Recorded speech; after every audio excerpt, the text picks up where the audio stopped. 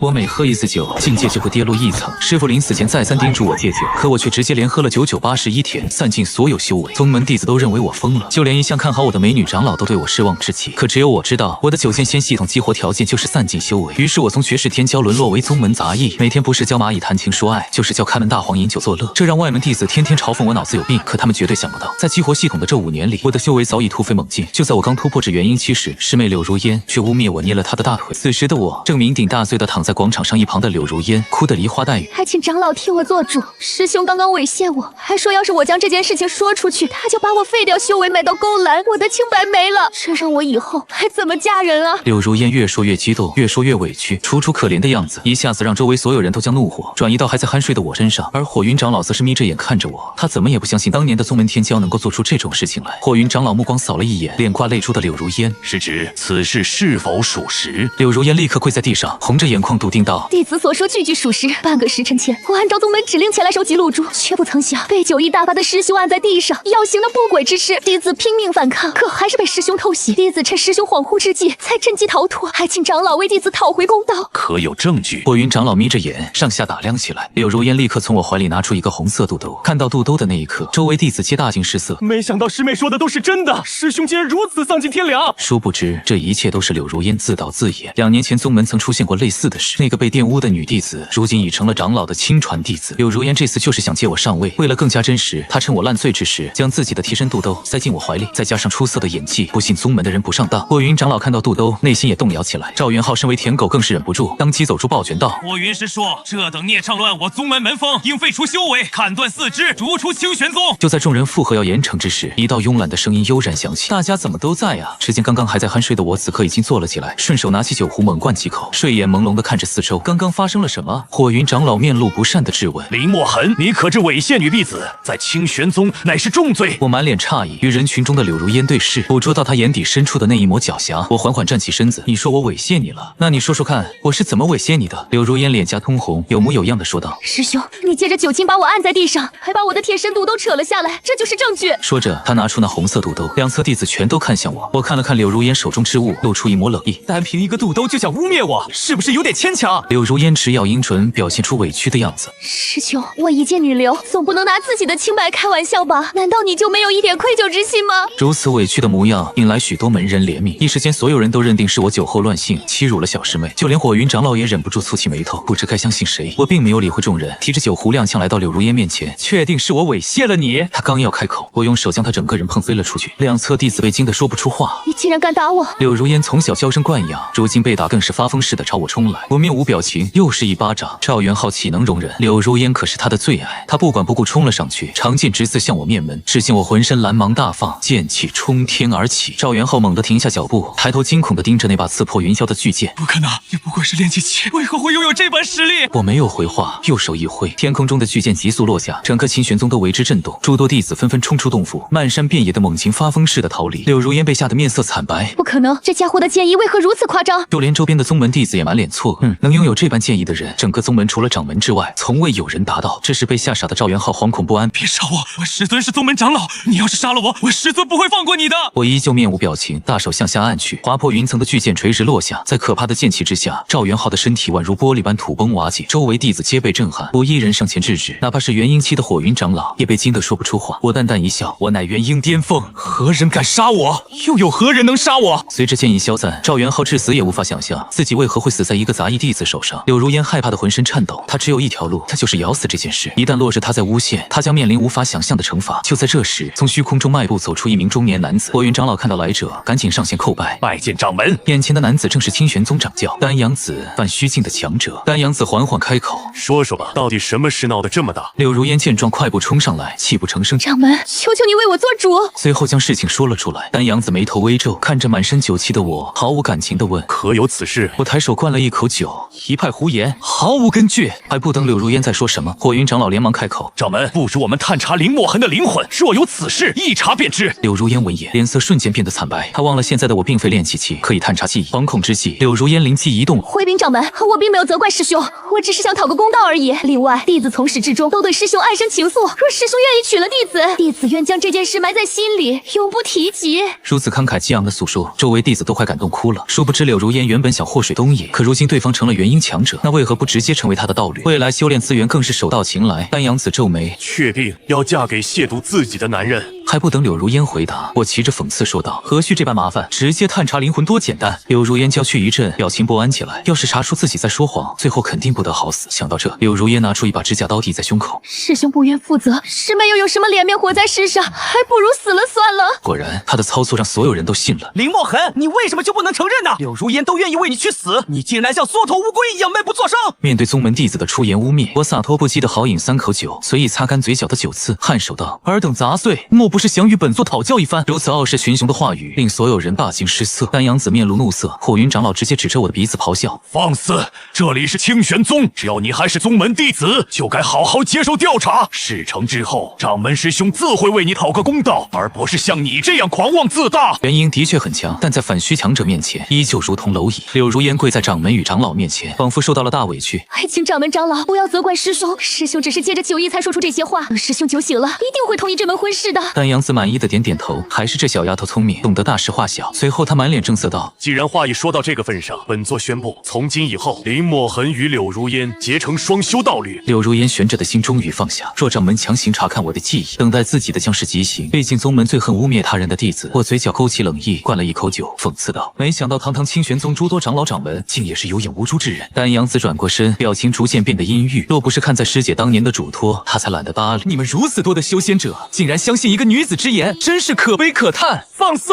丹阳子彻底暴怒，澎湃的灵气波动朝四周扩散，弟子们纷纷被吓得瑟瑟发抖。就算你没有猥亵女弟子，本座也要清理门户！丹阳子愤怒的就要朝我挥出巴掌，我抬起酒壶猛灌一口，大笑一声，从储物戒里拿出一把仙剑，很随意的朝前挥去。巨大的爆鸣声震耳欲聋，磅礴的气浪将两侧弟子全部掀飞出去。哪怕是火云长老也感觉到气血沸腾。就在所有人都以为我必死无疑之时，耳边传来带着戏谑的声音：“昨日前世皆可弃，明月松风抱剑来。”话音落下，在场所有人的剑都被吸引到天穹，巨型的剑龙卷遮天蔽日，最终合并成一把巨型长剑。这是万剑归一！火云长老瞪着铜铃般的眼睛，震撼无比。真的是万剑归一，此天赋恐怖如斯。丹阳子面露凝重，依旧保持负手而立，却感觉到眼前巨剑已对自己产生了生命威胁。此子气息不止元婴，这应该是化神期的修为，但为何能对我这反虚强者产生威胁？很快，丹阳子意识到不对劲，巨剑之内竟开始疯狂聚集天地灵气。你竟然能引动天地灵气，你到底做了什么？丹阳子立刻召唤出自己的仙剑，眉头紧缩，而我却找了个地方躺了下来，继续喝酒。丹阳子原以为以自己反虚境的修为可以随手镇压，当他和我的飞剑站在一起的时候，越来越惊讶，渐渐的竟然被压着打。够了！忽然间，天空中响起一道柔和的声响，这天地间的剑气顷刻消散，高空之上，数道身影破空而来，为首的是一位宛如仙子般的女子。看到来人，诸位长老纷纷低头拜见师伯。来者正是清玄宗掌门师姐冷千宁。冷千宁微微颔首，随后淡漠的看小师弟丹阳子：“你莫不是忘了我当初交代的事情？”丹阳子很害怕这位师姐，惶恐道：“师弟不敢。师姐曾说过，林墨痕乃天之骄子，有大气之资，未来定会突破桎梏，重回巅峰。”冷千宁眯着眼睛：“既然你知道，为何还敢对他动手？”丹阳子吓得浑身颤抖：“今日之事，本座已知。”冷千宁说着，瞥了眼早已面色惨白的柳如烟。或许只有女人才了解女人，在看到对方的那一刻，冷千宁就已确定柳如烟在撒谎。你就这么确定是林墨痕猥亵了你？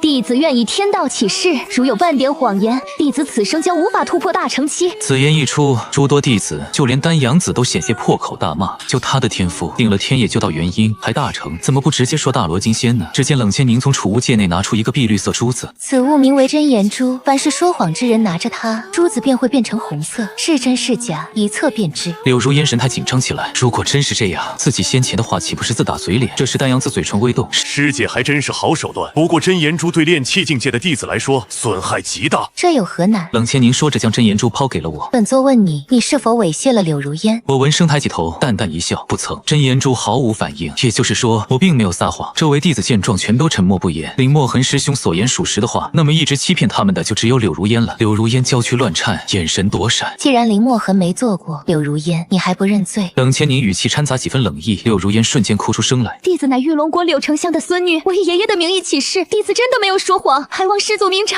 师姐，柳龙山道友对我清玄宗意义不凡，如果你对他孙女动手，恐怕会给宗门带来不必要的麻烦。剑冢长老面色凝重道：“那又如何？只要柳如烟是我清玄玄宗弟子就要为自己的鲁莽付出代价，就算柳龙山亲自来到清玄宗，也无济于事。柳如烟顿时红了眼眶。我没有做错，修仙界本就是弱肉强食，弟子只是想变强，何错之有？我爷爷是玉龙国丞相，你们谁敢动我？这番话令弟子们终于明白他是怎样的人。柳如烟见事情彻底败露，直接对丹阳子开口：掌门师傅，您答应过我的，一定要帮我啊！矛头瞬间指向丹阳子。丹阳子当即怒道：业障！本座何时答应过你？你莫要信口雌黄，本座竟也被你欺骗，已是死有余辜。不等柳如烟再说什么，丹阳子双眸一冷，猛然冲上去，一掌拍下。柳如烟瞪着眼睛，当场暴毙。众人皆大惊失色。冷千宁瞥了眼丹阳子，缓步走到我面前。从今天开始，林墨痕便是我的亲传弟子。说完，便抓着我消失不见。火云长老连忙上前：师叔，你杀了柳龙山的孙女，以那老家伙的性格，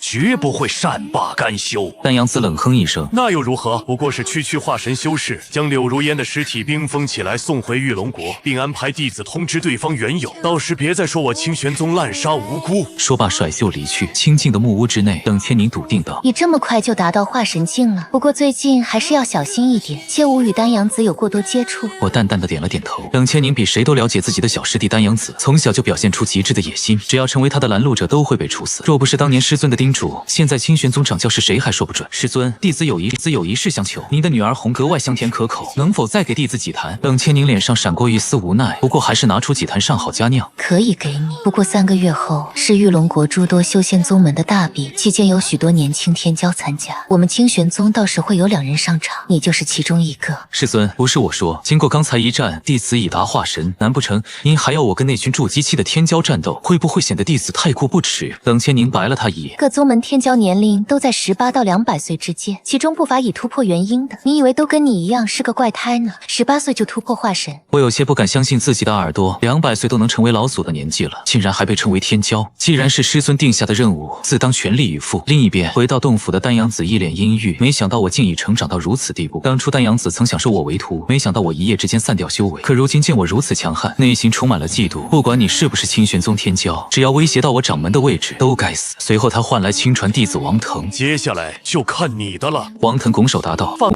放心吧，师尊，弟子定为凝出这口恶气。等我成为本次大赛冠军后，定会找机会除掉林墨痕。丹阳子拍了拍王腾肩膀：腾儿，你记住，这次大赛如果没有除掉林墨痕，未来你的地位定会受到威胁。清玄宗掌门的位置，你能否坐上，就看这一次了。3个月转瞬即至，众仙门大比即将开始。待玉龙国所有修仙者都到齐后，大成期的玉龙国皇帝右手掐诀，冲天空拔出几道法印，天空白云滚滚，一道红色光芒从天而降，形成结界笼罩广场。在场修为最高的，除了龙皇，便是冷千宁。2人齐齐朝天穹高声行礼，晚辈恭迎上宗前辈。云雾散开，一名身着华丽衣袍的老者凭空出现，瞬间一道道澎湃的能量朝四周扩散，所有玉龙国巅峰强者纷纷心惊肉跳，竟然是渡劫境的强者。老者满意的点头：老夫乃上宗长老，今日奉命前来观摩宗门大典，凡获第1者将赐予顶级法宝1件，并可前往上宗修行。所有参赛者年龄不得超过200岁，如有违背规则者，老夫定会让他和所在宗门一夜覆灭。刹那间，一股强大的威压爆发，在场宗门强者皆颤抖起来。我看了看四周陡如筛糠的同门，微微一笑，灌了一口酒。很快大比开始，连胜2场的王腾正准备拔得头筹之时，人群中走出一名体型健硕的大汉：黄泉阁牛虻，请教清玄宗天骄王腾。王腾懒得废话，握紧右拳攻去，却惊愕地发现自己竟破不了对方的肉身。黄泉阁阁主冷然一笑：莫要以为到了化神初期就能高枕无忧，牛虻从小练体，身体坚硬，强度完全不弱于化神中期。牛虻大手挥出，速度极快，王腾被一掌拍飞数十米，有些不敢置信。堂堂化神强者，竟被一个半步化神的蝼蚁所伤。王腾面露疯狂，操控仙剑直奔牛虻刺去。牛虻见状大喝一声，脚下石砖寸寸爆裂，产生的灵力形成一个金色大钟，将他牢牢护住。飞驰而来的仙剑在碰触金色大钟之时，顷刻化为碎片。心神受损的王腾喷出一口老血，整个人萎靡不堪。牛虻大喝一声冲了上来，看他动作不难看出动了杀机，以免未来成为黄泉阁的敌人。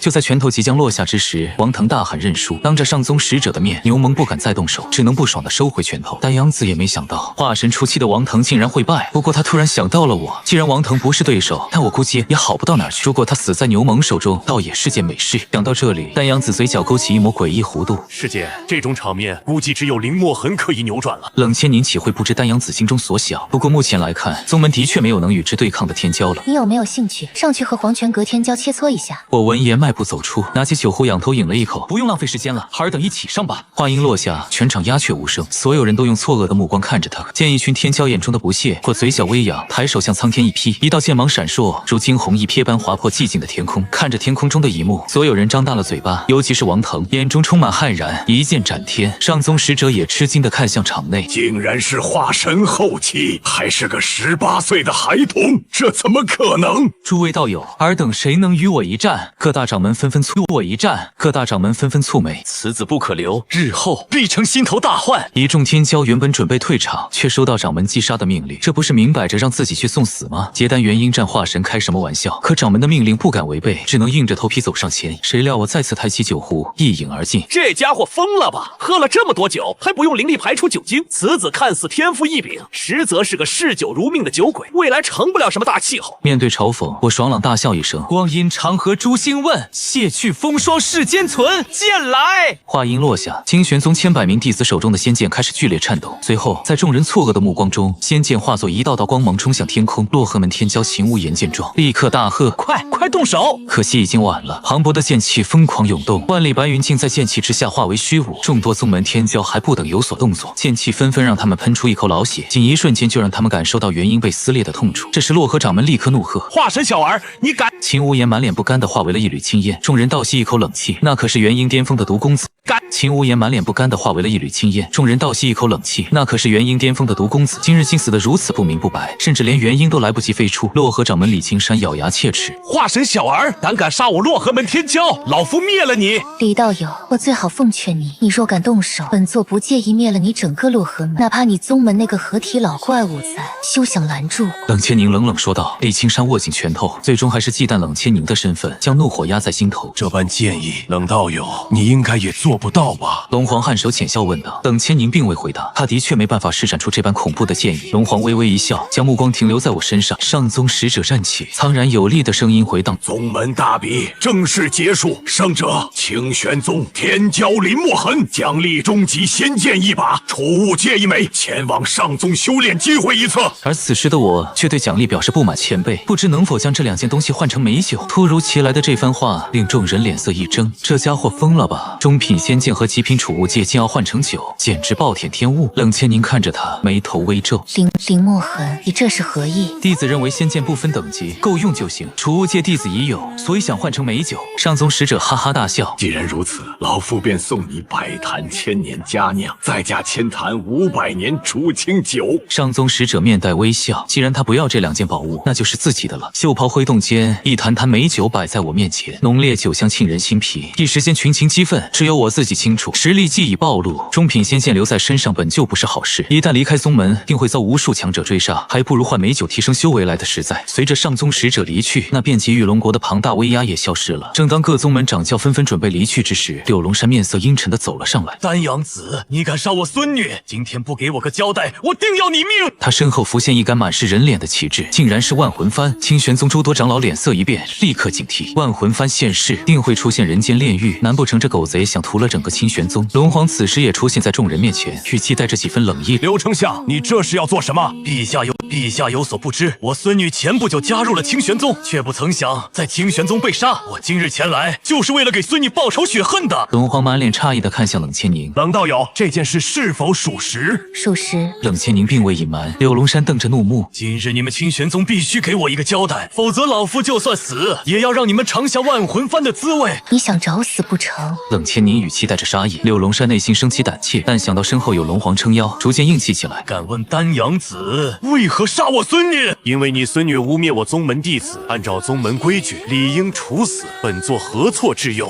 你放屁！老夫孙女乃天之娇女，岂会做出这种事？”“既然你不信，那就亲自问我清玄宗天骄林墨痕，这件事是他引起的，是否污蔑，全听他一人之言。”柳龙山看向后面正在喝酒的少年，心中万分恼怒：“小子，今日你必须须给我一个解释，否则老夫定将你抽魂炼魄。我眼中寒光闪现，你们这帮老家伙没完没了，人又不是我杀的，抄我杀的，抄我有什么用？柳龙山感受到被耍弄，气愤地盯着我。诸位道友，此人杀我孙女，与我柳龙山有不共戴天之仇。今日我若斩杀他，身上所有物品全部要。但若有人阻拦，别怪我翻脸。龙皇忽然大笑：好，我玉龙国修士都不要插手，我倒要看看柳龙山，你敢不敢出手击杀他？冷千宁勃然大怒，但一道传音同时传进柳龙山耳中，竟然是龙皇的声音：此子天赋异禀，日后定会是我玉龙国的威胁。今日必须将其击杀，否则后患无穷。有了龙皇的允许，柳龙山不再理会冷千宁，催动万魂幡就要朝我击杀而来。正在这时，一道声音在我脑中响起：连续饮酒30坛，境界突破，反虚初期。我双眼一亮，斩天拔剑，仅仅一个照面，柳龙山的肉身便全数碎裂。灵魂状态的柳龙山面色苍白，盯着持剑的我，一字一句：道友，刚刚只是个误会。柳龙山害怕的向后倒退，身体止不住的颤抖。我抬手随意挥出，柳龙山灰飞烟灭。龙皇面色动容的看着这一幕，大手一挥，朝山下走去，口中呢喃：跨越两极，这家伙莫非是大器转世不成？广场上，冷千宁负手而立，冷冷的盯着师弟丹阳子质问：丹阳子，枉你还是清玄宗的掌教，没想到竟如此胆小如鼠。丹阳子闻言怯怯懦懦，不敢回话。清静的木屋中，冷千宁一脸疑惑的看着我：你到底是何等修炼奇才，竟短短数月就能爆发出反虚境界的剑意？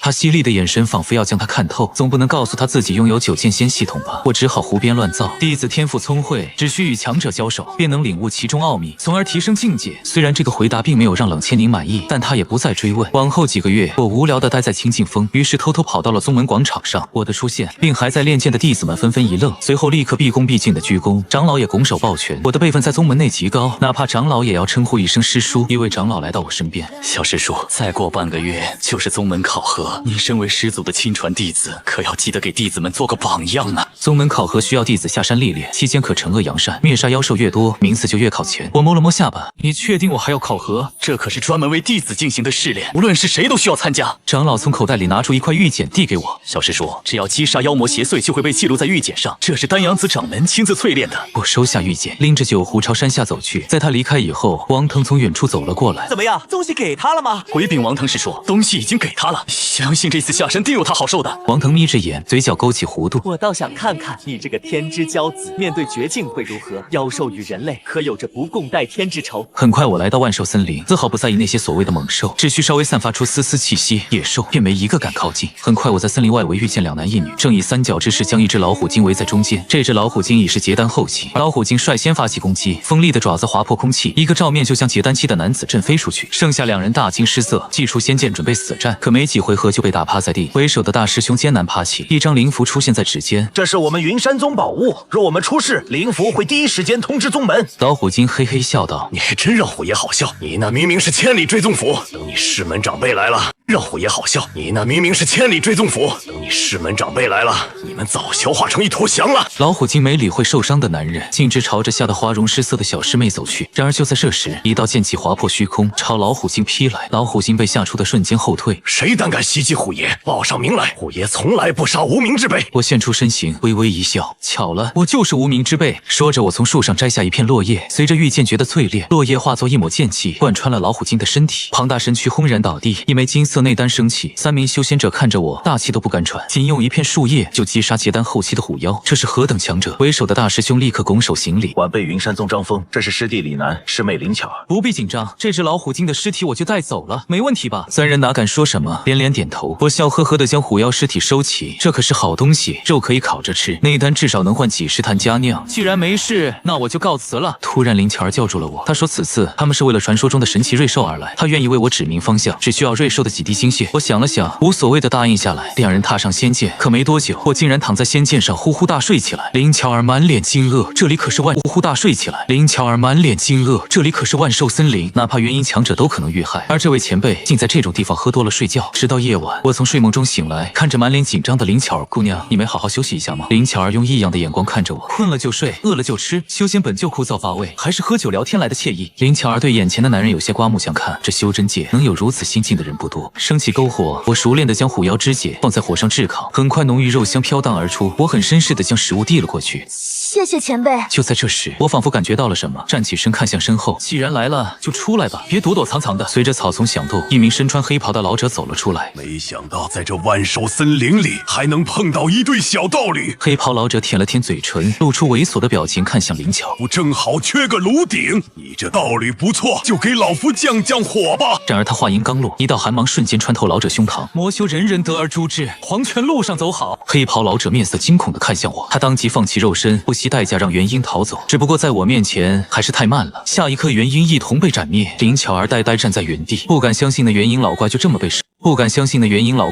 杀了。再看我，已经拎着酒壶大口喝酒，像什么也没发生一样。这副模样和他心中的强者有着很大差别。他以为强者都相当严肃，可眼前的他如此贪杯，不修边幅。第二日，走吧，去寻找你口中的神奇瑞兽。很快，两人赶到一片竹林。我师尊说过，竹林内就是那种瑞兽的栖息地。我当即将神识包裹整片竹林。有趣，我完全没见过此种妖兽。一个闪身站在瑞兽身后，一把揪住他的脖颈。这就是那个神奇瑞兽。结丹初期有点意思。放开我！瑞兽奶声奶气地喊道：“可恶的人类，你弄疼我了！”我好奇地将它放在旁边的草地上，仅仅幼年体就已达到结丹初期。你的本体是什么？瑞兽呲着牙齿。管你呢，狡猾的人类！我劝你快点离开，否则我小弟来了，你们一个都跑不了。林巧儿童心泛滥，就想上去抱一抱小兽。突然，一个金色光照将两人完全隔绝开来。瑞兽站在石头上，洋洋得意：“这可是我的独门技能，在我的阵法中，你们别想离开。等我小弟来了，有你们好看的。”我抬手指向苍穹，只见蔚蓝天空忽然乌云密布。下一刻，一道夺目的金色巨剑刺破云层，将阵法直接撕裂。小兽吃惊：“这个人类到底什么来头？好可怕的剑意！”我再次出现在小兽身后，一把提起它，真有趣。跟我走吧，带你吃香喝辣的。你们人类最狡猾了，跟你走，指不定被扒皮吃肉。就你那2两肉，还不够我塞牙缝的。小兽害怕的装作楚楚可怜。你果然是想吃我！我也不想再废话，抓着他脖颈就准备带回去。这时天空一声巨响，人类放下瑞兽，否则死！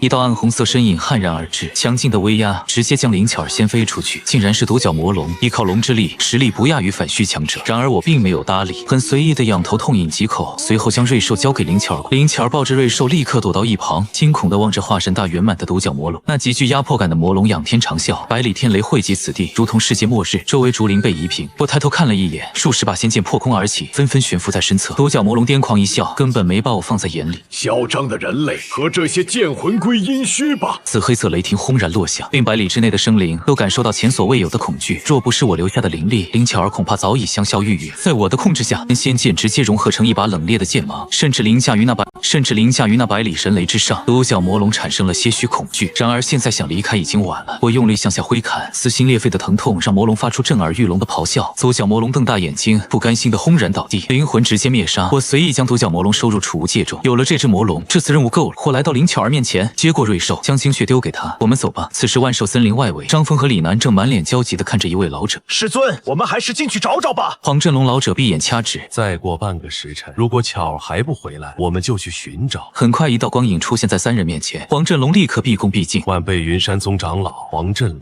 见过前辈。”林巧儿快步来到黄振龙面前，黄振龙瞪了他一眼，就知道给我添麻烦。好在你没事，不然我该怎么面对你父亲？随后朝我再次拱手：“多谢前辈护我弟子周全。”道友客气了，举手之劳。不知前辈名讳，师承何方？黄振龙在火神国境内也算有头有脸，附近宗门的强者他都见过，唯独面前的青年没有印象。我摆了摆手，本座林墨痕，师承恕我不能相告。黄振龙捋捋胡须，这次多谢道友救命之恩，日后若来我火神国云山宗，捋捋胡须，这次多谢道友救命之恩，日后若来我火神国云山宗，老夫定好好招待，后会有期。望着我离开的方向，黄振龙脸上露出一抹赞赏，有时间调查一番，看看是不是火神国的弟子。毕竟火神国与玉龙国乃是邻国，同样也是世仇，为了资源都能打得头破血流，两国还特意签署了合约。清玄宗大殿内，王腾看着手中的玉简，林墨痕的玉简怎么还没碎？难道他还活着？不应该呀！我在玉简上留了特殊粉末，不可能遇不到妖兽的。但杨子表情淡漠，这事先放一边，3个月后上宗天骄会莅临我清玄宗。腾儿，你可要努力。据说上宗天骄是个美女，如果你能将其拿下，将来一片大好。王腾心领神会的点头。突然，一道戏谑的声音从店门口响起：“哟呵，各位都在呢！”只见喝得酩酊大醉的我摇摇晃晃地走了进来。王腾愤怒地指着我：“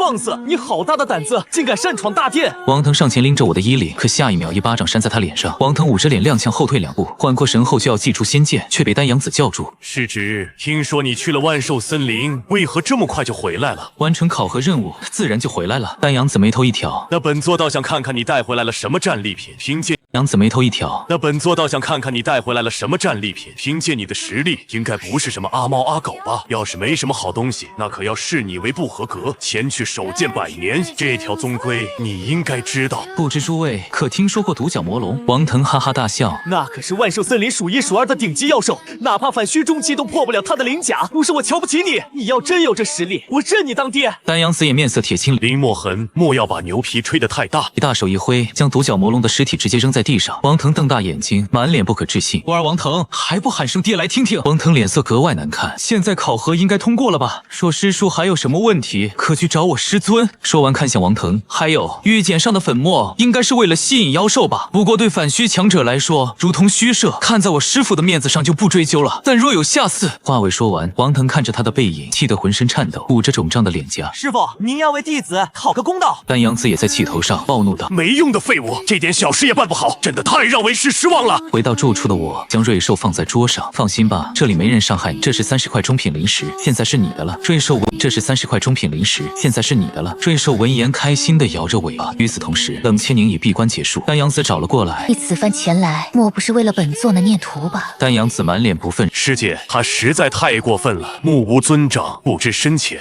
竟当着那么多人的面侮辱老夫。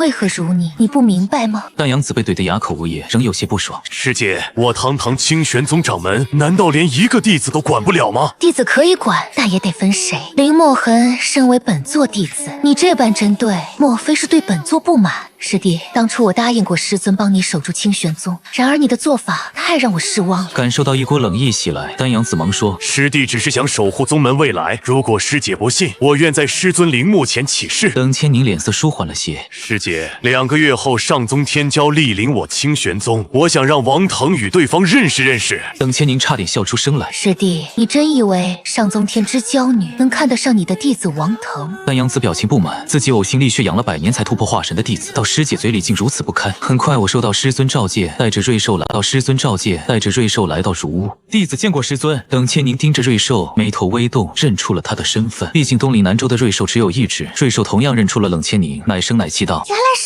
你呀！我以前见过你，你就是这小家伙的师尊，让他赶紧解开我的修为，我要回去。冷千宁笑呵呵地说：你自己求他吧，毕竟你是我弟子的战利品。随后谕旨一点，我面前出现一杯茶。你可知2个月后上宗天骄莅临我清玄宗？放心，弟子不会让您失望。冷千宁摇摇头：你还不知道吧？你师兄王腾据说想和上宗天骄喜结连理，你对此怎么看？我撇了撇嘴，上宗天骄大多是化神之反虚的境界，身后更有堪比师尊的护道者。然而他接下来一句话让冷千宁没憋住笑出了声。王腾那小子没病吧？也不照照镜子，就他那丑样，估计也只能去上宗给人家洗脚。冷千宁捂着阴唇笑道：你这孩子真是有趣，这要是被王腾听到，还不得气死？这也是我第一次见到师尊笑，没想到竟如此美丽动人。冷千宁意识到自己有些失态。好了，没事的话你就先回去，等2个月后随我迎接上宗天骄。弟子知道了，有事随时叫我。2个月转瞬即逝，清玄宗诸多弟子来到广场，准备迎接上宗天骄。丹阳子捋了捋胡须：腾儿，接下来就看你的了。若能与上宗天骄喜结连理，日后你将无人能及。王腾笃定道：放心吧，师尊，弟子定不辱使命。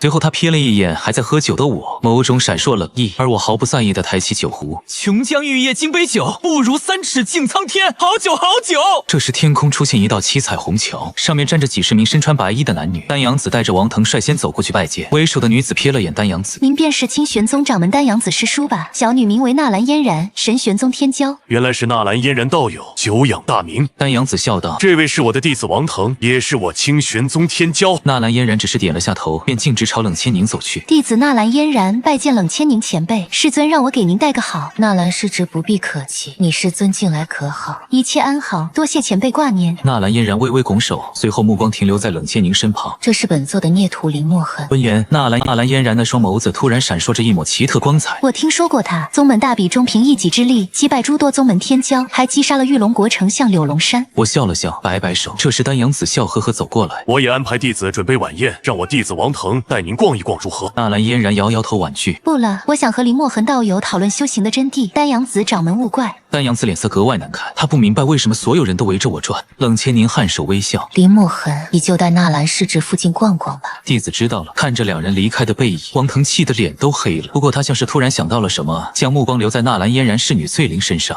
或许从她身上能找到突破口。随即他露出一抹笑容，来到翠玲面前。仙子，你便是翠玲吧？不知能否赏个脸，带你去见见清玄宗的美景？翠玲有些诧异，这还是第一次有天骄邀请她，莫不是看上自己了？想到这里，翠玲骄傲的点点头。既然如此，本仙女就给你一个机会。丹阳子皱眉传音：腾儿，你是何意？我让你去追求纳兰嫣然，你怎么看上这侍女了？王腾阴沉一笑：师尊放心，她不过是弟子的一枚棋子，等着看弟子到时候一举两得。看翠玲的样子，应该是个情窦初开的丫头。王腾心想，自己几句甜言蜜语就能让她开心的不得了。等日后拿下纳兰嫣然，再把这丫头一脚踹开，岂不美哉？丹阳子捋了捋胡须，满意道：好，不愧是我的弟子。山势峭立，峰巅烟雾缭绕，湖水清澈见底，波光粼粼，两侧崖壁耸立，莹润如珠玉。一缕暮色斜掠入霞，映射出流金溢彩。一艘小船出现在湖中央，朝前方缓缓飘去。我抿了一口浊酒，看着四周的景色，轻声吟道：一镜淮水浮岩山，啜饮方回竹林间。此地真是个好地方。纳兰嫣然看着四周美景，露出一抹难得的笑容。她身为上宗天骄，平日里整日修炼，根本没时间去看这世界。如今来到清玄宗，倒是被眼前的景色吸引了。此地在宗门内也算一处美景，不过来这里的人少之又少。为何？纳兰嫣然好奇问道。此地灵力微薄，不属于清玄山脉，没几个人愿意来这里修炼。纳兰嫣然感受了一下，果然如我所言，灵力微薄的可怜。她从水中捞起一束花朵，轻声说道：可惜了，无论是人还是万物，都会随时间凋零。不过姑娘，你想留住花的美丽，我倒有一计。纳兰嫣然转过身来，姑娘的灵根应该是极品冰灵根吧？花易残，而姑娘灵根珍贵，为何不做花衣？利用冰属性灵力附着在花瓣上，不必刻意，由心而论，不仅能保留花的美丽，还能让它永远保持原貌。纳兰嫣然听着我的话，将灵力运转，冰蓝色气雾在手中升腾。只是第一次控制不好力度，花瓣出现渐裂，在微风中化作清风消散。我倒是见怪不怪，第一次嘛，慢慢来就好。纳兰嫣然默默记住了这番话，决定好好控制自己的冰属性灵根。林道友还真是洒脱不羁，小女佩服。他对我产生了浓烈的好奇心，我注意到他手握竹笛，便笑道：姑娘手握竹笛，此山此景，不由得萦回心骨。纳兰嫣然轻声说道：既然道友有此雅致，那就献丑了。竹笛凑在唇边，轻盈一吹，清脆笛音扬起，悠悠柔转，悦耳动听，宛若朱雀清明。我爽朗一笑，抬起酒葫芦，仰头痛饮一口。道友觉得如何？纳兰嫣然微微侧目，轻盈一笑。我放荡不羁地笑了起来。古说红颜之美，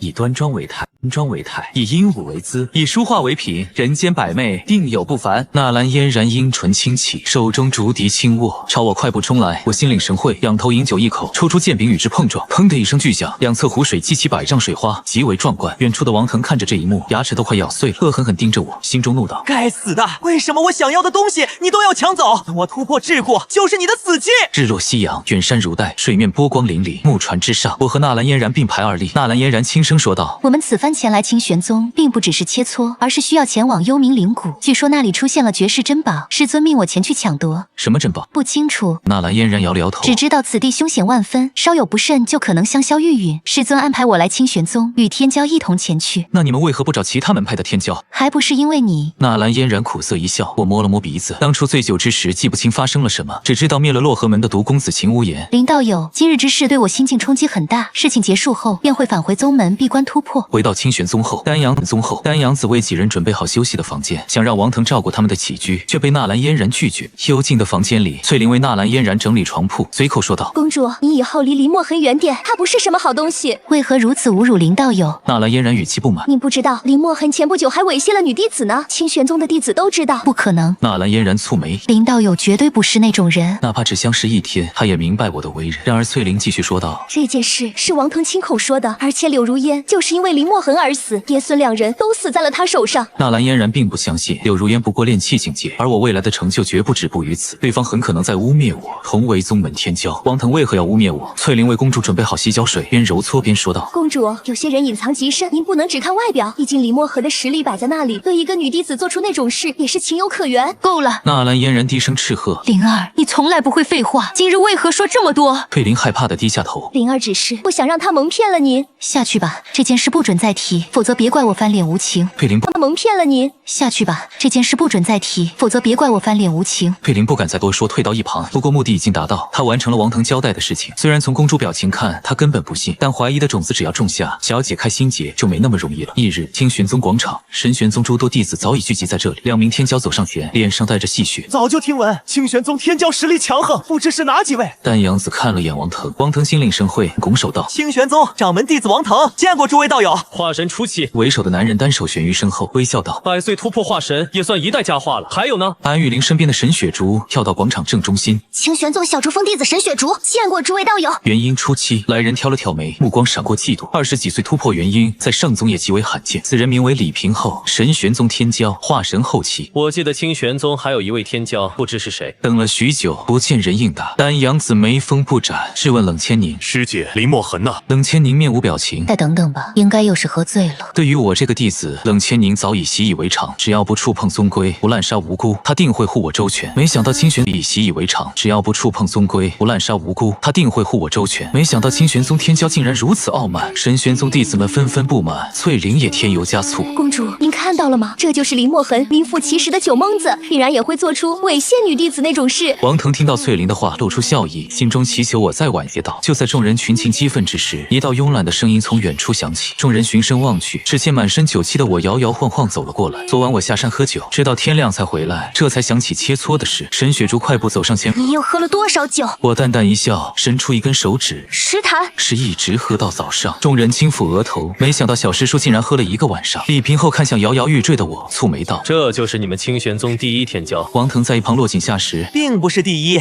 只是个只会喝酒的天骄。李平后迈步走来，想看破我的修为，却发现我体内境界仿佛被一层雾气笼罩，根本看不透。在下神玄宗天骄李平后，化神后期。在下神玄宗天骄方正天，化神中期。两人同时抱拳。在下清玄宗弟子林墨痕，班虚初期，见过2位道友。你说什么？反虚境界。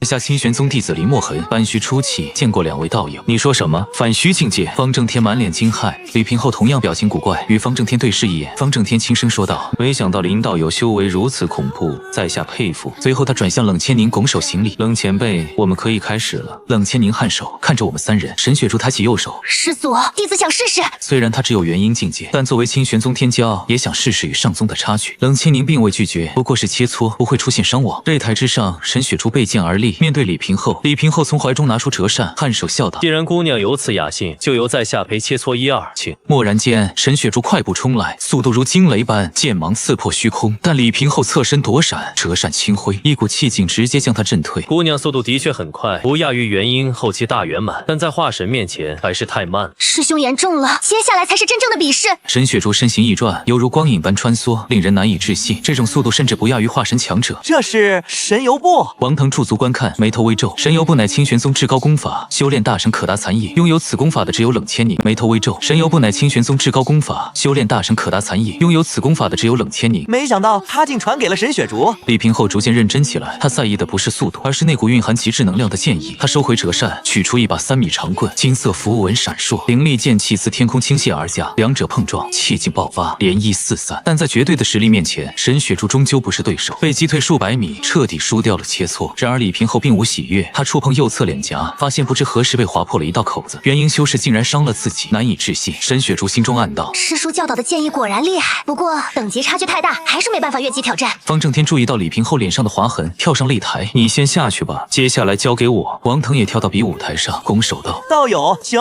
方正天面带讽刺，不过是化神初期而已。他躯体一震，庞大的神识笼罩广场，化神之下的修士纷纷倒吸冷气，元婴不稳，阵阵轻颤。王腾张口吐出一把紫色仙剑。冷千宁瞥了眼丹阳子，没想到你竟把贴身仙剑交给了王腾。丹阳子正色道：“师姐不也将冰霜寒剑交给了灵师指吗？”擂台上，王腾率先冲来，紫色剑芒划破虚空。方正天躲闪之际，紫黑色弯刀出现，直奔王腾胸口。王腾身体倒退，双手舞动，数十把剑芒虚影攻去。方正天挥刀抵挡，每次碰撞都留下刺耳音爆。眼见拖住对方，王腾双手结印，方正天的身体凭空消失。还未等王腾反应，擂台弥漫着雷霆之力，天空乌云密布，电闪雷鸣，百里神雷。2道紫黑雷蛇划破天空，朝王腾爆射而来。王腾手指点眉心，一滴猩红血滴飞出，分成无数血滴化作妖兽，冲向雷劫。连锁自爆，灵力充斥四周，雷霆全部被挡。王腾发现了云层之上的身影，左手控制自爆，右手控制紫霄剑爆射而去，剑气将空气一分为二。方正天脸色一变，闪避不及，紫霄剑撞击在他腹部，剧痛之下，一口鲜血喷射而出，身体如断翼飞鸟般坠落，重重砸在广场上。王腾双眸布满血丝，浑身颤抖，体内传出虚弱感，他也到了极限。好在师尊提前给了妖兽惊血，否则今日还真要输。李平后冲上来质问：王腾道友，你下手为何如此之重？王腾有意无意：我不过是全力以赴，毕竟我只有化神初期，若不拼命，先前的百里神雷我就接不住了。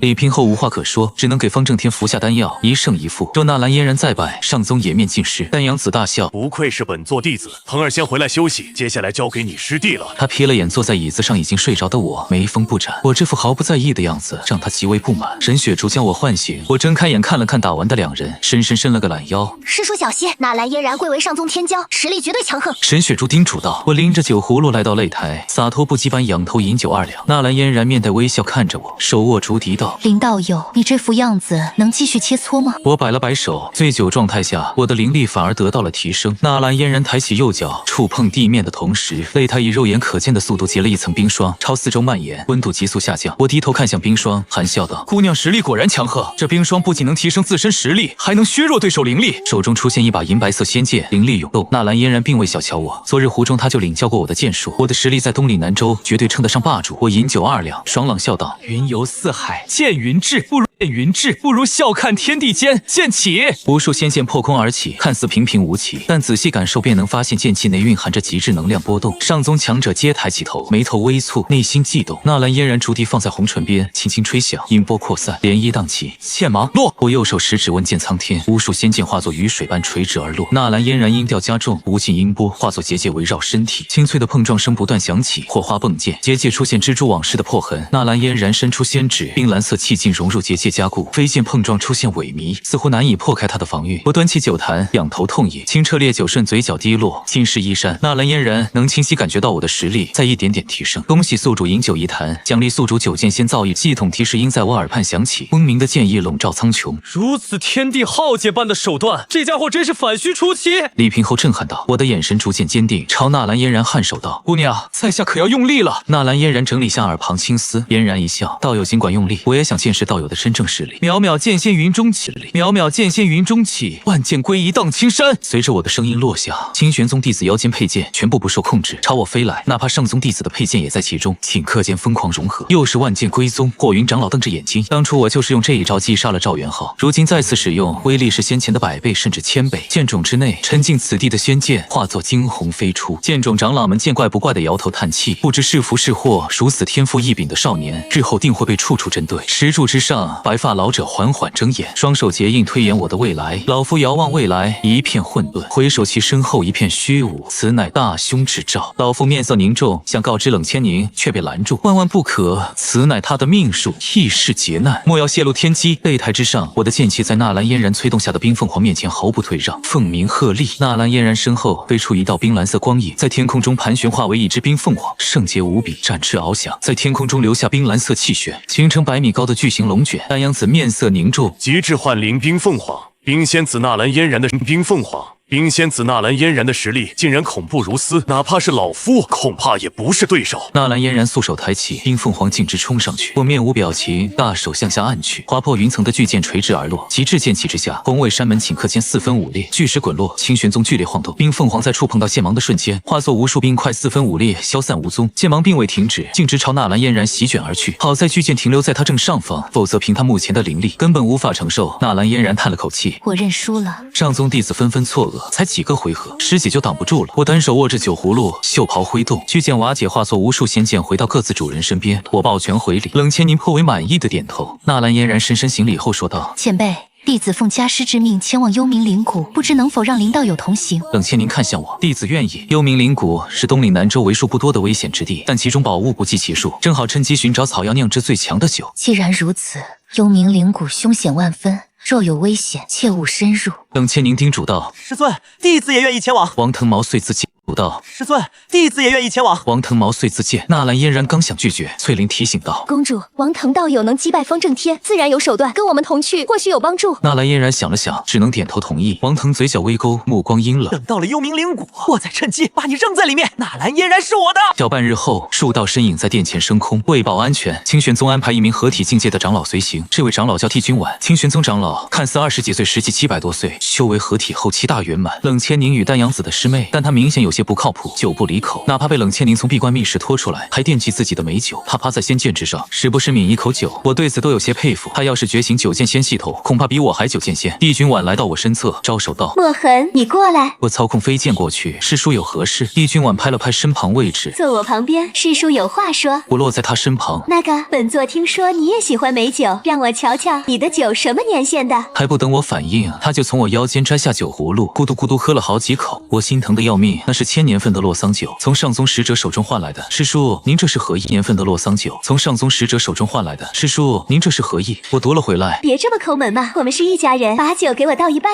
我直接把头扭过去。这时王腾出声了：“师叔，弟子这里有一坛好酒。”帝君婉来了精神，王腾拿出一个酒坛，酒香扑面而来。帝君婉喝了一口，眉头便皱起来。帝君婉满脸嫌弃的从万里高空把酒坛扔了下去。这种酒以后别给我了，一边玩去。王腾脸色难看，只能转身离开。帝君婉刚要去问纳兰嫣然他们有没有美酒，我赶紧说道：“我这里还有一坛800多年的，够您喝一会儿，不准惦记我的洛桑酒。”我满脸不舍得将酒坛递过去，这是师尊临行前给的。帝君婉迫不及待抿上一口，满足极了。3日后，点着篝火烤牛肉滋滋冒油。帝君婉舔着红唇墨痕，我是你师叔，好东西该长辈先吃。师叔，先替你尝尝。师叔，您再等等，执意先吃的话，弟子手里的调料可就不放了。帝君婉嘟着嘴，双手叉腰，不等分享，回去定要找师姐算账。师尊说了，你若胡搅蛮缠，就让我半路把你丢回去。帝君婉深吸一口气，谄媚道：“师侄，你先吃吧，师叔闻闻味道就好。”吃过饭后，帝君婉倒头就睡，毫不在意旁人看法。我同样如此。王腾被气得不轻，凭什么他们睡觉自己守夜？他瞪着我们酣睡如雷的样子，浑身抽搐。你俩做师徒正合适。又过3日，总算赶到了幽冥灵谷边境，哪怕还没进去，便能感觉到里面阴森恐怖。帝君婉用脚丫踩了踩还在睡觉的我脸颊，起来了，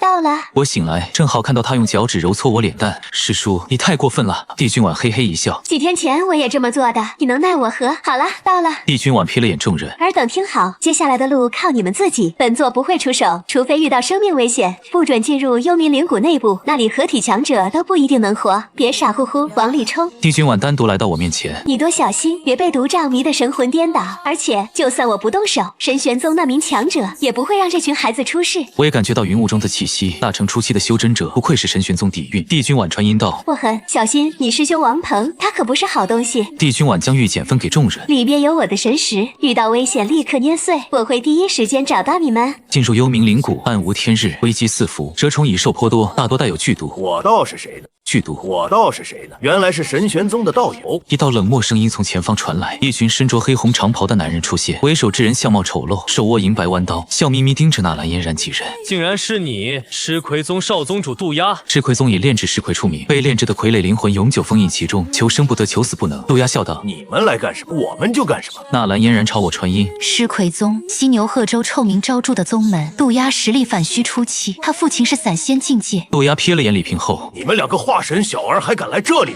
是天高地厚。”他又道：“并不是我要找你，而是有人想找你。出来吧，弥道人。”人群中走出一个戴白色面具的男人，在夏洛河门五毒太保之一弥道人，道友便是清玄宗天骄林墨痕吧？我师弟秦无言应该是你杀的。我表情平淡：“怎么你要报仇？”密道人摇头：“修真界至尊为上，他命中有此劫难，此番前来是有件事劳烦道友。”密道人说道：“幽冥灵谷内生有一种异虫，名为紫幽，生时气乱，可功力大增。只是幼虫一旦孵化，便将五脏六腑啃食殆尽。若诸位能帮我找到紫幽虫卵，在下愿拿出合体期法宝一件。”他摊开手，金色法宝凭空出现。渡鸦提议联手进入幽冥灵谷，被纳兰嫣然冷然拒绝。正派弟子不屑与魔教联手，纳兰嫣然带着众人径直前行。王腾则另有盘算。分岔口处，众人默契停下。王腾建议分头寻找，纳兰嫣然同意，分成4组。翠玲拉住王腾：“我和王腾师兄一队。”纳兰嫣然点头，我耸耸肩：“那我走这条路，正好寻找草药，就此别过。”李平后想说什么，我已经提步踏上自己选的路径，消失在林中拐角。我独自深入幽冥灵谷，丝毫不在意。不久便遇到了碧绿色的毒瘴，反虚中期妖兽碧水金蝉设下的。一个身穿绿袍、尖嘴猴腮的矮小老者走出。小居士的实力果然强横，不过你若将头颅留下，老头子愿让你元婴返回宗门。要我人头，也得看你有没有本事。绿袍老者神速冲来，干瘪手指拍在我胸膛，却被独角魔龙软甲挡住。独角魔龙甲，他向后倒退100丈。不过软甲再强，你已经剧毒入体。但我体内的剧毒化作碧绿烟尘，从胸口溢出。忘了告诉你，师尊在软甲内留下了大成期灵力。忘了告诉你，师尊在软甲内留下了大成期灵力。你的毒对我无用。绿袍老者暴怒，化回原形，一只巨大的碧水金蝉一跃而起，四周千丈地面直接坍塌。我眯了眯眼，正好用你来测试九剑仙阵。打开师尊赠的酒坛，痛饮几大口。欲饮琼浆千百坛，日月清明欲见行。九剑仙阵起！湛蓝色阵法笼罩碧水金蝉，方圆100丈空间被包裹。九剑仙阵第一剑落日，火红色仙剑伫立在天穹火焰之中，雕刻日月星辰，如烈阳炙烤大地般笼罩碧水金蝉。九剑仙阵第二剑凤鸣起！凤鸣之声如天地间的悠扬歌谣，剑鸣出鞘，化作五彩凤凰。碧水金蝉连挣扎的余地都没有，身躯直接炸碎，残骸被火焰吞没。一枚碧绿内丹漂浮空中，我顺势收入储物戒。反虚妖兽内丹极为珍贵，用于炼制丹药至少7瓶以上。另一边，王腾的日子可不好过。这半个月来，每天都有人追杀他，都只说一句话：还我宗门弟子命来。他根本不知道发生了什么，千里符都快用光了。因为我每次遇到敌人，都会报王腾的名字，救苦救难临墨痕，杀人放火亡大地。最终，王腾被迫捏碎玉简，帝君婉瞬间出现，吓退了追兵。帝君婉余光瞥了眼我所在的山洞，我正在烤肉。打发走王腾后，帝君婉直接来到我的山洞，坐在石头上洗脚。洗完脚，他迫不及待切下一块肉扔进嘴里。你小子可以呀，冒充王腾的名字，被他知道还不得气死？那家伙一直背地里使阴招，我这么做已经算客气的了。帝君婉抿了口酒，问道：秘宝还没找到？横跨几万公里都没有线索，不过迷道人说的子悠也没找到。帝君婉眨着灵动的眼睛，装作楚楚可怜的样子。墨痕，要是找到合体期法宝，能不能送给我呀？师叔活了这么多年，还没有合体期法宝呢。那些东西都在师姐手中，你要是得到，肯定会被抢走的，不如放在师叔这边保管。这帝君婉出了名的脸皮厚，不过我最终还是答应了，我若找到就送给你。真的吗？帝君婉顿时大喜，抱着烤肉串就跑。这些肉都是我的了，不准食言哟。我将手中调料扔在地上，我还没放盐呢。又寻找了几日，终于在一处穷山之上找到了一株湛蓝如水晶般的草药，3片叶子，纹路清晰，年份在3、4千年之间。而不远处的山洞内，一只反须大3、4千年之间。而不远处的山洞内，一只反须大圆满的巨蟹正趴在里面睡觉。更让我意外的是，枯树上悬挂着10多颗紫幽卵，血红如宝石，不断蠕动。今朝有酒今朝醉，莫管门前是与非。就在我观察之际，纳兰嫣然几人也赶到了此地。毒蝎大王化为人形，站起身子，发现了所有人。人族修士，赶紧离开，别妨碍我喝酒。纳兰嫣然上前拱手，在下前来是为了秘宝，还请毒蝎大王交出。和他废什么话，直接杀了。李平后蹙眉，毒蝎大王冷哼，释放威压，将李平后直接压倒在地，喷出一口血。纳兰嫣然出手，音波结界震碎了毒蝎大王的灵力威压。就在双方交战之际，我迅速冲上去，瞬息间采摘了水晶草，同时一剑将紫幽卵全部斩下。孽障，你敢！毒蝎大王勃然大怒，放弃纳兰嫣然直奔我来。我传音纳兰嫣然，我将这只畜生引走，你们趁机寻找秘宝。他点头回应，千万小心，他已经半步合体。我引着毒蝎大王疾驰而去，把水晶草放下，本王饶你不死。我才知道水晶草就是秘宝。毒蝎大王堵住去路，逼着我对决。我无奈的摇头，可惜了我的美酒啊！将储物戒里所有1000年份美酒全部拿出，虽万般不舍，但为了击败他，只能如此。打开酒坛，将所有烈酒灌入口中。恭喜宿主连续饮酒30坛，触发9剑仙系统，奖励宿主实力提升1级。当前反虚中期巅峰。毒蝎大王惶恐不已，激发求生欲望，鳞甲变成血红色，达到假合体境界。我的灵力还是不够。墨痕接酒。帝君婉从云雾中扔出一壶好酒，虽然心疼，但总比我死在这里好。我打开酒坛，一饮而尽。恭喜宿主狂饮2000年洛桑酒1坛，奖励9剑仙造诣完成100点，等级提升1级，当前2/10，修为突破反虚后期巅峰。我再次突破，9剑仙阵全力爆发，毒蝎大王根本没有反抗余地，被巨剑插在泥土之中，当场毙命。帝君婉凭空出现，直接坐在我肩膀上，翘起2郎腿。师侄，你竟然真能从喝酒中顿悟剑道，起初我不信，现在信了。我擦了擦汗，师叔，没想到你珍藏了这么好的酒，为什么不早拿出来？那是我珍藏几百年的，师尊死后留下的念想，要不是你答应给我合体期法宝，我才舍不得呢。他撇了撇嘴，还有你太瘦了，硌得我屁股疼。那你下去。帝君婉落到地面，收起嬉笑，满脸正色道。墨痕，接下来。那你下去。帝君婉落到地面，收起嬉笑，满脸正色道。墨痕，接下来无论谁问什么，你都不要将水晶草的事说出去。幽冥灵谷入口处，纳兰嫣然几人并未找到秘宝，有些失望。我将紫幽卵递给迷道人，他激动无比，也没食言，将合体法宝扔了过来。我确认法宝内无灵魂印记，收入储物戒。但下一刻迷道人翻脸，小居士，再帮我一回，将你的人头留下，我好和师尊交差。吃亏松渡鸦和各大宗门强者也围了上来，盯着我和合体法宝。我仰头饮酒，怎么现在就打算动手了？哼！迷道人不答话，直接吞下此幽卵。不歌声响彻山谷，帝君丸冷哼：恶心的虫子，利用虫子提升实力，不自量力，墨痕如何？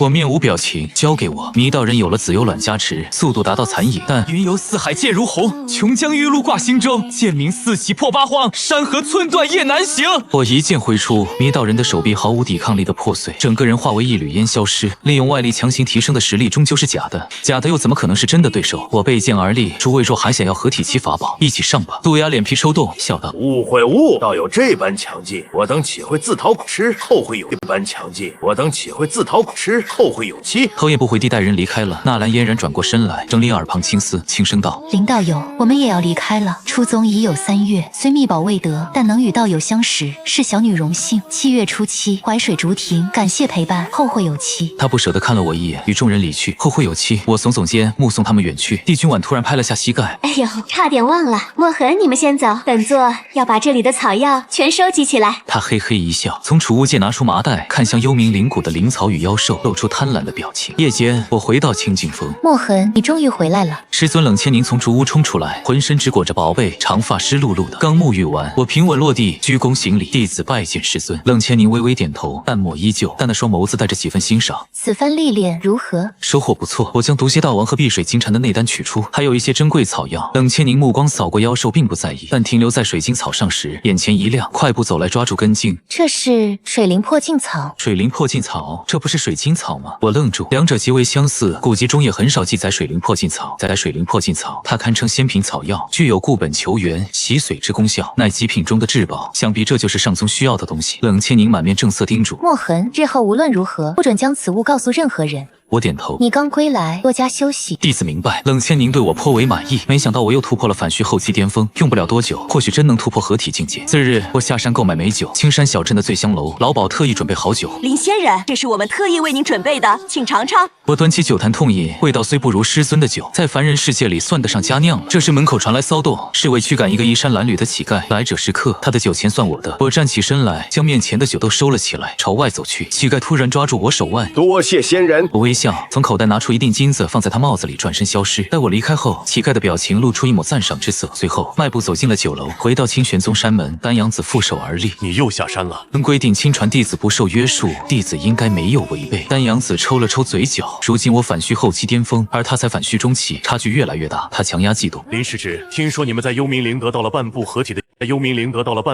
的妖兽尸骸，能否赠予老夫？已被师尊收走。掌门师叔若想要，只能去找师尊。丹阳子面色不悦，很快又想到了合体期法宝。那合体期法宝就交出来吧。你是我清玄宗弟子，当初若不是你修为消失，你现在已经是本座的弟子了，能否看在本座面子上？师弟还真是贪得无厌。帝君丸满身酒气，衣衫褴褛的走了过来，打了个酒嗝，摇摇晃晃来到我面前。你怎么变成3个了？小默默，你什么时候学会分身术了？丹阳子怒道：师姐，你身为宗门长老，私自下山饮酒，不注重形象，成何体统？帝君丸撇嘴道：合体期法宝已经送给我了，你就别想了，哪凉快哪待着去。丹阳子额头浮现黑线，他当了几百年掌门了，这宗门到底姓丹还是姓林？为什么所有人都偏护林墨痕？我从储物界拿出法宝，帝君丸立刻夺过，紧紧抱在怀里。我终于也有合体期法宝了。丹阳子怒甩袖袍，转身离去。还想惦记我的法宝，想屁吃呢？他转过身，在我身上嗅了嗅。小默默，你去醉香楼了？你这么有钱的吗？帝君丸作为灵剑峰峰主，200年前就把山上的灵草香楼了？你这么有钱的吗？帝君丸作为灵剑峰峰主，200年前就把山上的灵草宝物全部贩卖换酒了。如今整个灵剑峰光秃秃的，只有一个破茅草屋。帝君丸抱着我脖子，小声说道：师侄，你是不是要酿酒，让师叔陪着你呗？不行，帝君丸如此贪喝，指不定哪天泄露出去。但转念一想，他合体巅峰的修为，或许能帮我压制水灵破镜草的药效，避免被发现。约法3章后，晚上我带他回到清净峰。帝君丸盘膝而坐，念动口诀，特殊灵力结界将方圆10里包裹。别说灵力，一只鸟都飞不出去。瑞兽从房间里跑出来，跳到我肩上。坏人类，你怎么才回来？我快饿死了。我不是让你跟着沈雪竹了吗？还闭关了，留下的零食我都吃光了，半个月没吃东西啦。拿出一枚中品零食给他，帝君婉看得心疼，那可以换不少美酒呢。我手指挥动，水灵破镜草破空而起，指尖蹦出一团火焰烘烤。帝君婉柳眉倒竖，琉璃真火，小默默，你从哪得到的？琉璃真火乃修真界炼丹师最想要的极品火焰，师尊送的。帝君婉羡慕不已。约半个时辰后，水灵破镜草彻底融化成一滴灵液。我以剑气将灵液分成数十滴，按能量分配到酒坛中。灵液入酒的瞬间，酒香醇厚浓郁，宛如深邃夜色中入酒的瞬间，酒香醇厚浓郁，宛如深邃夜色中弥漫的雾气。帝君婉喉咙滚动，刚想品鉴，被我全部收起。这种酒还需酿制3年，到时候我亲自给您送过去。什么？还要3年？帝君婉黑着脸想品尝一口，被我拒绝。站起身来，感受着能量波动。如果不是帝君婉设好结界，这里的灵力早已弥漫整个宗门了。月垂西山，杯盘狼藉。帝君婉趴在桌上呼呼大睡，毫无仪态可言。地上横七竖八全是空酒坛，我有些无语，开始收拾房间里的酒坛。这要是被师尊看到，指不定什么时候就把帝君婉师叔从悬崖扔下去了。日兽跳到帝君婉的肚子上，打算在温柔乡里休息一下。犀牛贺州神玄宗，纳兰嫣然正要走出庭院，一个身着白色长袍、气宇轩昂的男人挡在了他身前。陆良，我说过很多次了，我们之间绝对不可能。纳兰嫣然头也不回地扬长而去。陆良眉头紧蹙，看着纳兰嫣然离开的背影，面色阴沉。堂堂合体强者，每年都来你神玄宗，你竟这般对我。若不是看在你们皇朝的份上，你以为本座会看上你？这时翠玲从房间里走出来，却仍是纳兰嫣然的贴身侍女。陆良师兄，您可知公主为何突然对您爱答不理吗？陆良停下脚步，翠玲按照王腾的交代，将近来发生的事情一五一十告诉了陆良，尤其是淮水竹亭之事。陆良脸色骤然阴沉。纳兰嫣然是他的未婚妻，神剑宗与皇朝亲自定下的婚约，没想到他竟背地里和清玄宗弟子游山玩水。纳兰嫣然，这个婚你结也得结，不结也得结。至于清玄宗那个小儿，本座定会亲自砍下他的头颅，送你当礼物。他将原本给纳兰嫣然准备的合体期法宝转赠给了翠玲。翠玲眼前一亮，露出一抹诡异笑容。东岭南州清玄宗，我缓慢睁开眼睛，看向还在酣睡的帝君婉，脸上几分无奈。就在这时，房门被推开，冷千宁走了进来，看到帝君婉衣衫不整的样子，他柳眉倒竖。帝君婉，给我起来！帝君婉猛地睁眼，一翻身坐起来，衣衫凌乱，他也不整理衣服，先挠了挠头发。师姐，你来干嘛？冷千宁气得不轻，衣不遮体，如此憨态，还在我弟子面前成何体统？帝君婉嗤之以鼻。师姐，你想什么呢？老牛吃嫩草这种事，我才做不出来。冷千宁不想再听他絮叨，玉手一抬，一团冰蓝色气劲托起帝君婉的身体，直接将他如流星般甩向天际。冷千宁看向我，语气带着几分责怪：“你师叔嗜酒如命，这要是……”冷千宁看向我，语气带着几分责怪：“你师叔嗜酒如命，这要是传出去，你以后还怎么寻找道侣？”我摸了摸鼻子，弟子才19岁，还没想过这事。冷千宁瞥了我一眼，坐在蒲团上说道：“半年后，宗门将举办长老大选，元婴以上的弟子皆可参加，成功者成为宗门长老。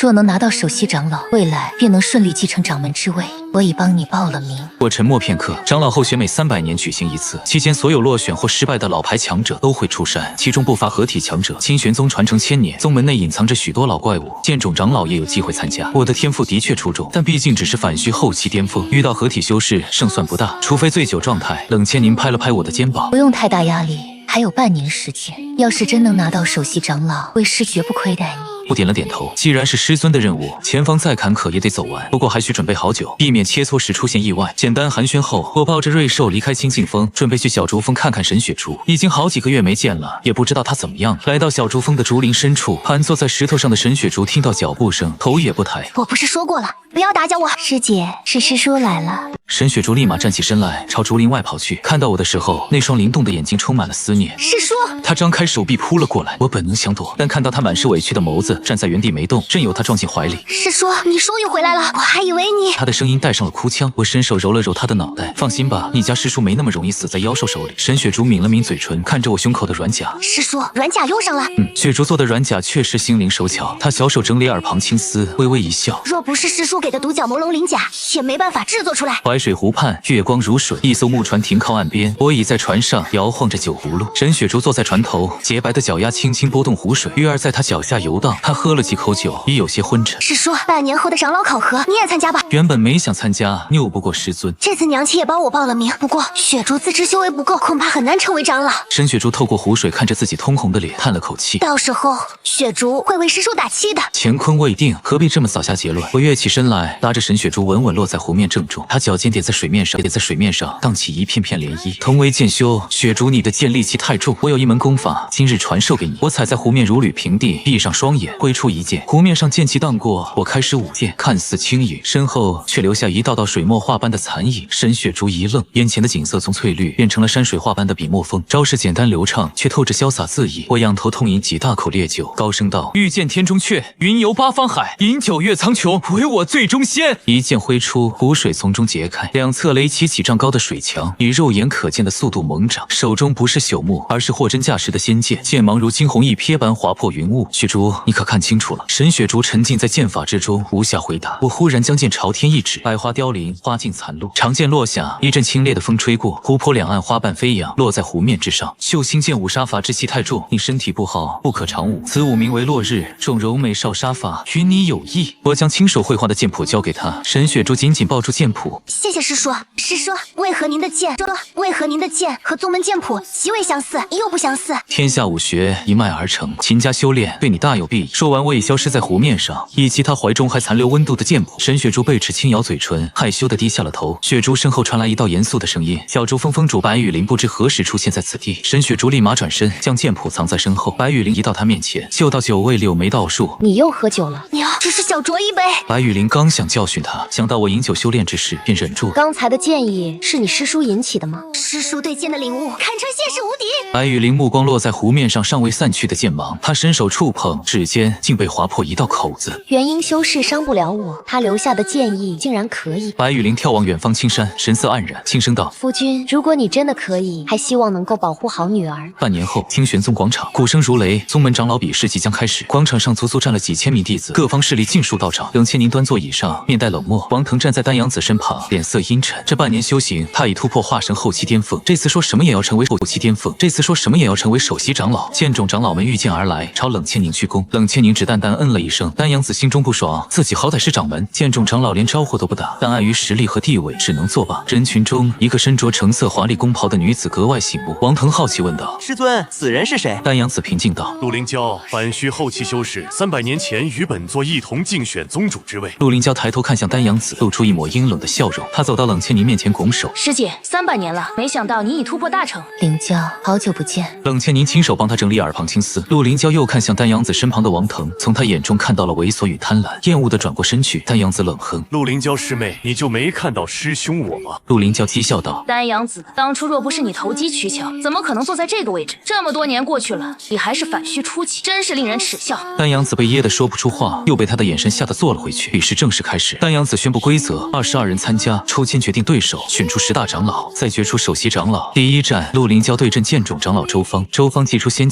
对阵剑种长老周芳，周芳祭出仙剑冲上迎敌，然而陆灵娇身形瞬间消失，再出现时已在他身后，飞剑架在了他脖子上，一烧落败。第二战，上代天骄周仓对阵剑种长老，一道水桶粗的天雷应声而落，直接将对方打的头发变成煤炭色，倒地不起。第三战、第四战，剑种长老接连惨败，尤其是上代天骄赤魂，手持赤月魔镰，一击便将对手打得骨骼碎裂，口喷鲜血。从始至终，剑种长老没赢过一场。第五战，王腾登场，对手不过元婴大圆满，几乎瞬间碾压获胜。观众席上，帝君婉听到外门弟子喊大帝之字，忍不住捂着嘴笑出声来。王腾脸色铁青，自从幽冥灵谷被追杀后，他最不想听的就是这4个字。我也笑了。沈雪竹凑过来问原因，我附耳说了经过，他也扑哧笑出声来。轮到我上场，对手是上代天骄樊涛，病殃殃的样子，手持引魂幡，他的绝技是哭坟，利用哭声抽取对方魂魄。林师弟久仰大名，我要哭了。帝君婉在观众席挥舞手臂，莫狠狠揍他，几百年前我就看他不顺眼了。樊涛哭丧着脸，师叔，那都几百年前的事了。战斗开始，樊涛跪在地上嚎啕大哭，他的哭声极具穿透性，两侧弟子竟也跟着感同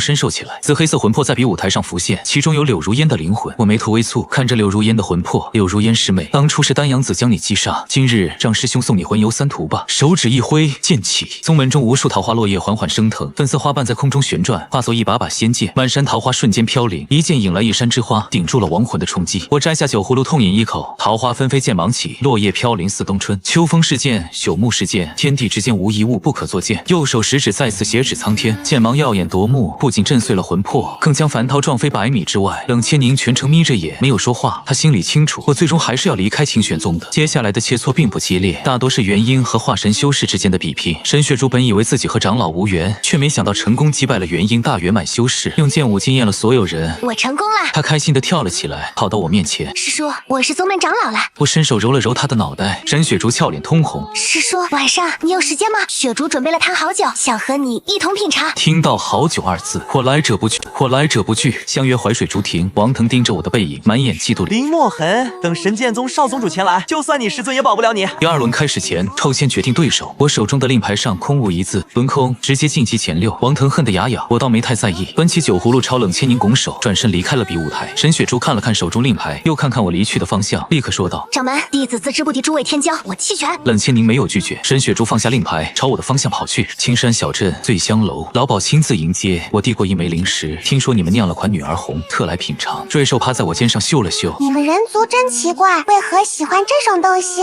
我弹了下他脑门，带着沈雪竹到了2楼，找了个靠窗的位置坐下。醉香楼的舞姬弹起竖琴，琴音如丝绸般柔美。就在我们准备点酒时，楼梯处一道白色身影缓缓出现，男人身着白色长袍，气宇轩昂，风姿卓越。他径直走到我桌旁，道友，不知我可否坐这里？话虽如此，他已经一屁股坐了下来。瑞兽立刻跳到我怀里，呲着牙，警惕地盯着来人。我放下酒杯，抬头打量合体修士。白袍男子看了眼我面前的酒坛，道友还真是洒脱，半步合体的修为，竟然还对凡尘美酒感兴趣。我没有紧张，从灵力波动来看，不过合体初期。本座前来有件事需要道友帮忙。说说看。我眼眸微眯，体内灵力缓缓运转。兄台的人头。白袍男子语气骤然转冷。本座乃犀牛贺州神剑宗少宗主陆良，今日前来是想讨个公道。周围顿时一阵酒杯落地声，震惊之声此起彼伏。我没有慌张，只是轻声说道：“雪竹，你带着瑞兽先回宗门。”陆良毫不在意。清玄宗在东岭南州的确强横，但放在犀牛贺州不过是垫底的存在。沈雪竹抱着瑞兽离开了醉香楼，朝宗门方向御剑而去。我将面前酒坛一饮而尽，手指弹出一道气劲。陆良手指微动，气劲触碰瞬间便凭空消失，连同我的身影一起。我没有返回宗门，而是来到了千里之外的群山之间。陆良负手立于山巅，冷冽的双眼带着戏谑。你没有回宗门，是把这里当成了埋骨之地。我脚踩虚空，此地是谁的埋骨之地还不一定。陆良失去耐心。林墨痕，你千不该万不该和纳兰嫣然有关系。10年后是我和他的双修大典，届时我会亲自将